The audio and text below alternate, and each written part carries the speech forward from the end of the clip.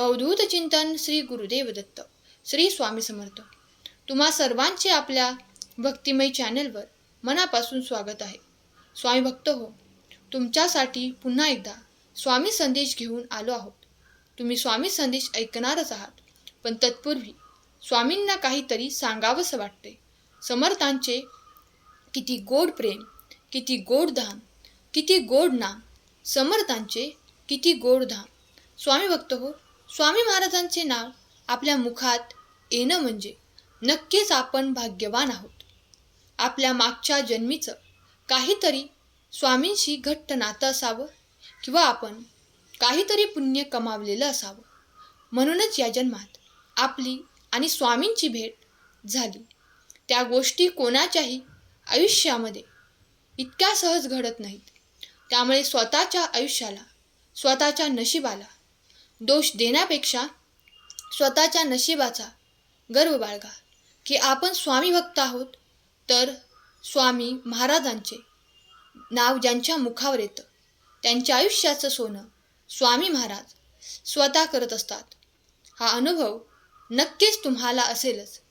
पण तरीही स्वामींना आपण कधी कधी विसरतो. आपल्या संसाराच्या व्यापामध्ये स्वामींकडे आपण दुर्लक्ष करतो. पण तसं करता कामा नये. रोजच्या रोज आपल्या मुखातून स्वामींचे नावे निघायलाच हवं. बघा, सुरुवातीलाच आपण नामाचे महत्त्व जाणून घेतलं. त्यामुळे तुम्हाला एक छोटंसं काम करायचं आहे. तुमच्या समोर स्वामींच्या 3 माळा दिसत आहेत. त्यापैकी एक माळ तुम्हाला निवडायची आहे आणि तुमच्यासाठीचा संदेश जाणून घ्यायचा आहे. कारण स्वामींचे नाव म्हटलं तर या माळेवरच आपण जपत असतो. म्हणून स्वामी देखील आपल्याला जपत असतात. नामस्मरणाची ताकद खूप मोठी आहे. कधीच मोजता येत नाही, तर ती फक्त अनुभवता येते. तर तुम्ही तुमच्यासाठी माळ निवडली असेल अशी मी आशा करते. आणि स्वामींचा संदेश काय आहे ते सांगते. बघा, ज्यांनी आता 1 नंबरची माळ निवडली आहे त्यांना स्वामी महाराज सांगतात, अरे बाळा, तुला दुःख का होते? अरे बाळा, तुला दुःख का होते? कारण ठाऊक आहे का तुझ्या दुःखाचं? मूळ कारण काय आहे तुला ठाऊक आहे का? नाही ना? तर मग बघ, आम्ही तुला सांगतो तुझ्या दुःखाचं मूळ कारण. काहीतरी सतत मिळवण्याची हाव तुझी वाढल्यामुळे तुला खरं तर दुःख होत आहे. आणि अपेक्षा करण्याची सवय तुला दुःखाकडे घेऊन जात आहे. म्हणून आम्ही तुला सांगतोय, हे अपेक्षांचं ओझं थोडं उतरवून ठेव आणि तुझी ही सतत काहीतरी मिळवण्याची हाव जी आहे ती देखील कमी करण्याचा प्रयत्न कर. आणि या दोन्ही गोष्टी तुला करायच्या आहेत. तू जेव्हा आमच्या दरबारात येतोस, नामस्मरण करतोस, तेव्हा तू आमचं नाव घेतोस, तेव्हा खऱ्या अर्थाने तुझा मोह हळूहळू सुटू लागतो. तुझ्या अपेक्षा कमी होऊ लागतात आणि आपोआप तुला सुखाची प्राप्ती होऊ लागते.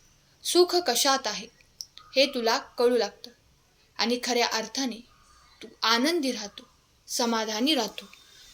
जेव्हा तू तुझे चित्त आमच्या नामात गुंतवून ठेवतो तेव्हा खऱ्या अर्थाने तुला समाधानाची प्राप्ती होते. या जगाला फसवू नकोस आणि स्वतःला फसवू नकोस, एवढं मात्र लक्षात घे. चिंतन कर, आमचं नामस्मरण कर. अरे, ज्याला आमच्या नामाची ओढ त्याला नाही कशाची तोड. ज्याला आमच्या नामाची ओढ त्याला नाही कशाची तोड. त्याला नाही कशाची तोड.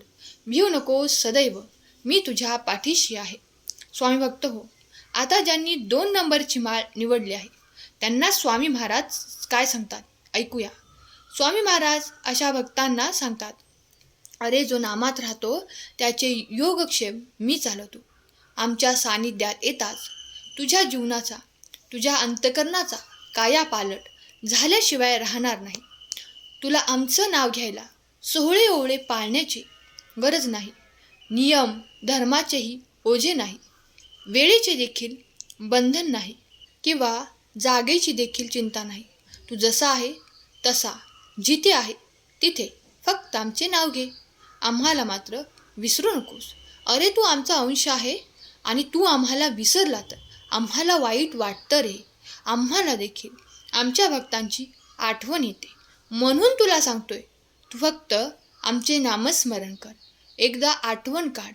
पण हो, तुझ्या स्वार्थासाठी किंवा तुझ्या इच्छापूर्तीसाठी आमची आठवण काढ असं नाही बरं का. तुझ्या इच्छा, तुझ्या अपेक्षा, तुझं सुख थोडा वेळ बाजूला ठेवून फक्त तुझं आमच्याशी नातं आहे एवढा विचार करून आमचं नाव घे आणि आमचाच बनून आमच्याकडे ये. मग बघ, आम्ही देखील तुला मिठीत घेऊ आणि तुझ्या पाठीवर हात ठेवून तुला एकच सांगू, भिवू नकोस, मी तुझ्या पाठीशी आहे. भिवू नकोस, मी सदैव तुझ्या पाठीशी आहे.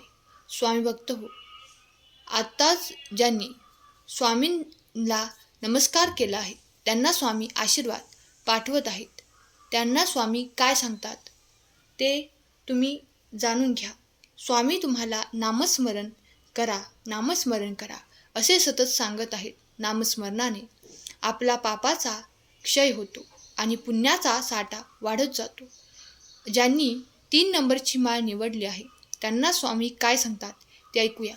स्वामी महाराज अशा भक्तांना सांगतात, स्वामी समर्थ, श्री स्वामी समर्थ, श्री स्वामी समर्थ हा षडाक्षरी मंत्र प्रीतीने जपावा.